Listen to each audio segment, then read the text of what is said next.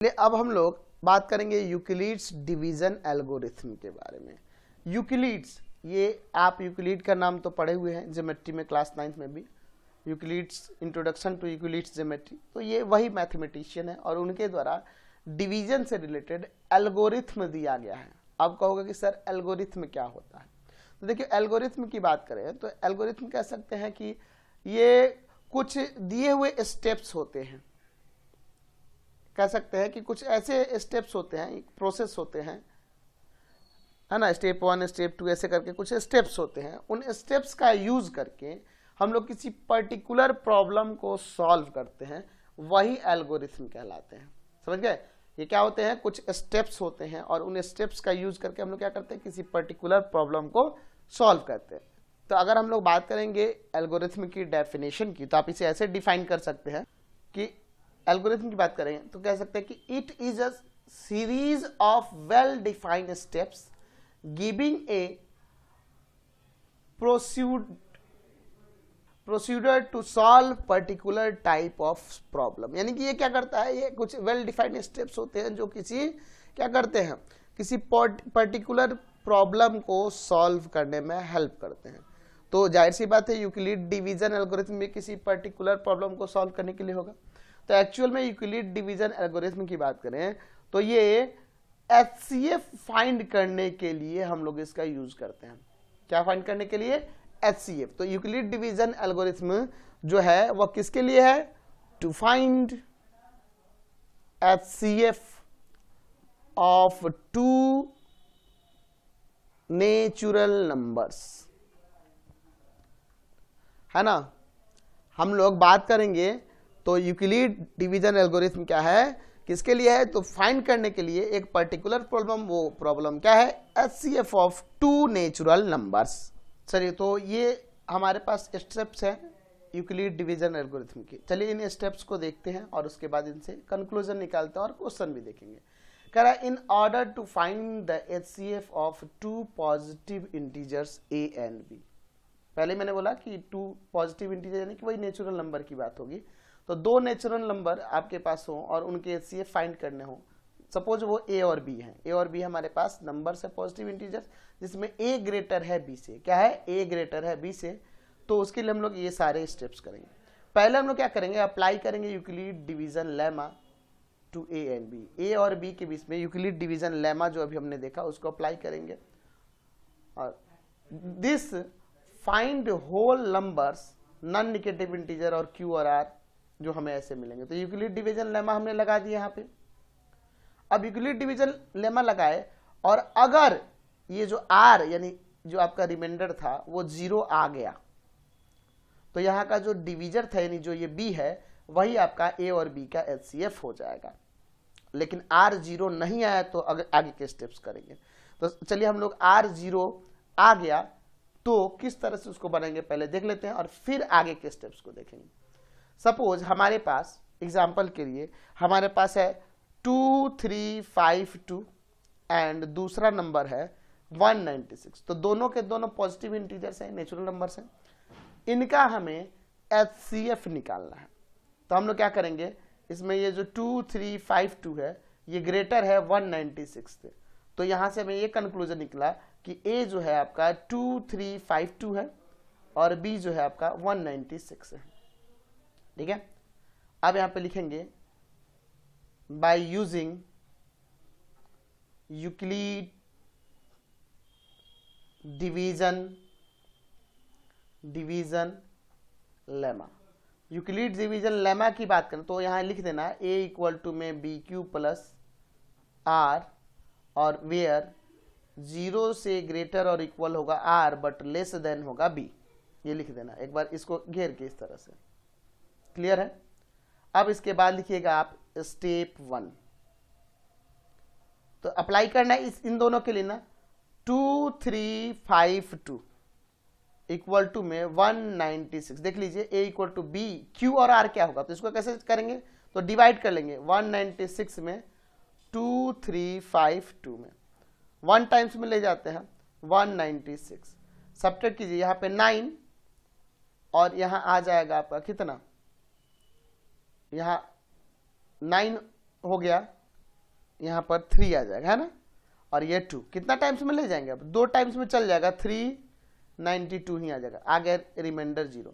तो आप इस यूक्लिड डिवीजन के एल्गोरिथम के अकॉर्डिंग a इक्वल टू में b इंटू क्यू, क्यू क्या है 12 है, और r क्या है आपका 0 है। तो मैंने पहले ही बताया कि if r is equal to 0, step 2 में क्या बोला मैंने, इफ r इक्वल टू 0, जो आपका डिवीजर होगा b वही आपका HCF हो जाएगा a एंड b का।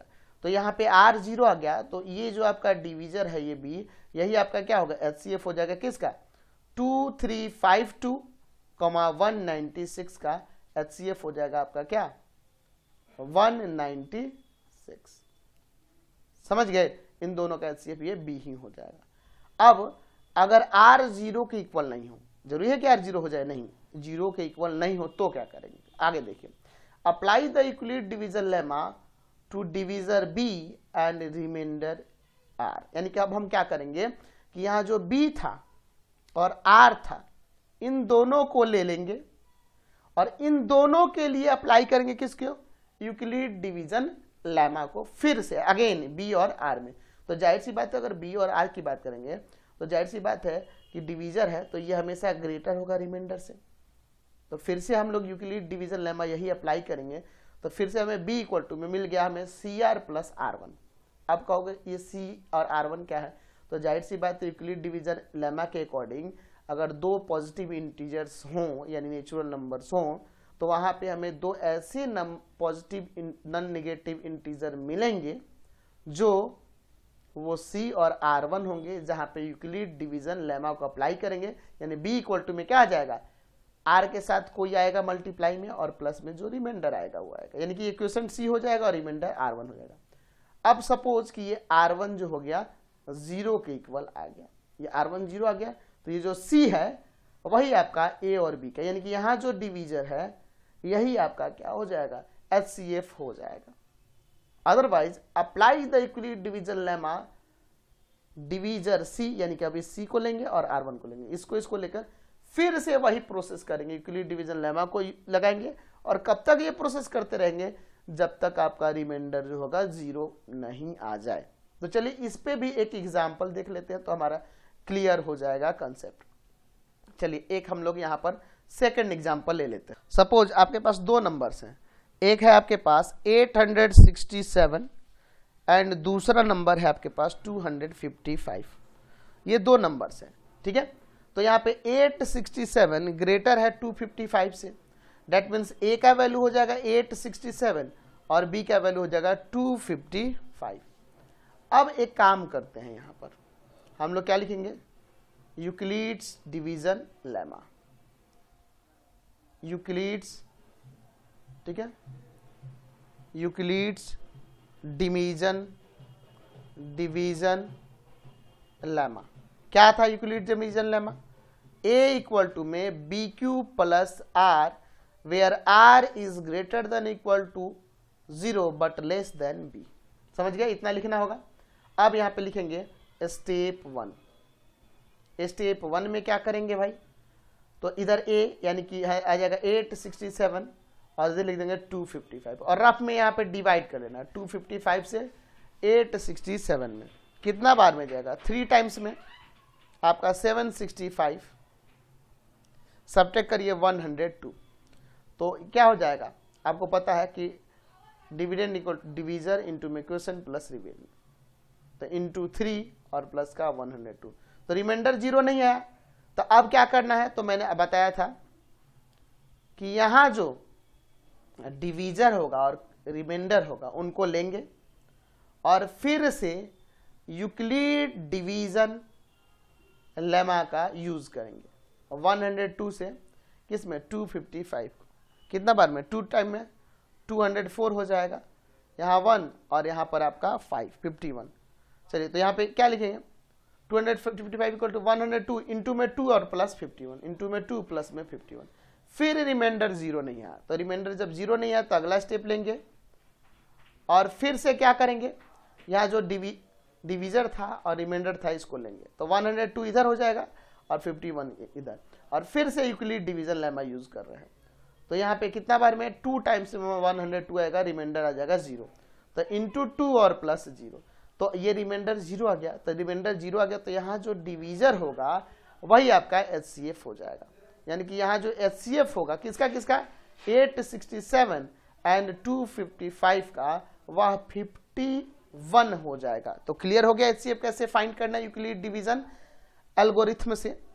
देखिए ये यूक्लिड डिवीजन लेमा है, लेकिन जो ये स्टेप्स का यूज करके HCF फाइंड कर रहे हैं, ये पूरा प्रोसेस यूक्लिड डिवीजन एल्गोरिथम कहलाएगा। तो आज की क्लास में हमने ये दोनों चीजें क्लियर कर ली, लेमा के बारे में भी देख लिया और एल्गोरिथम के बारे में भी दे दिया।